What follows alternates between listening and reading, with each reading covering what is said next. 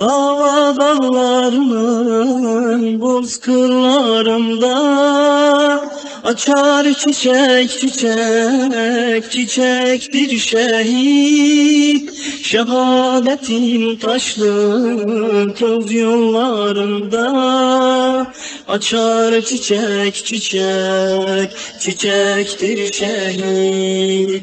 Şehadetin taşlı toz yollarında açar çiçek çiçek çiçek bir şehit. O her zaman kavga meydanlarında yanmayan İbrahim Nemrutlarında yaz bahar demedi kış aylarında açar çiçek çiçek çiçek bir şehit.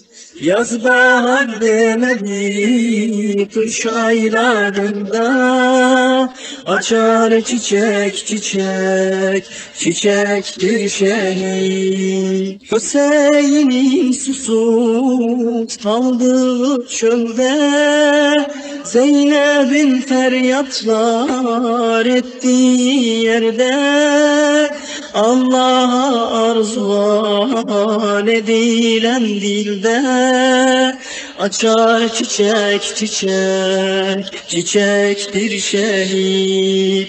Allah'a arzuan edilen dilde açar çiçek çiçek çiçek bir şehit. Şehit Veysi şehit Ata Batman'da bu her iki İslam uğrunda dökülmüş kanları gül yanağında açar çiçek çiçek çiçek bir şehit. Dökülmüş kanları gül yanağında açar çiçek çiçek çiçek bir şehit. Her kurşun bir çiçek devrim var kanda şehitler ölmezler müjde Kur'an'da.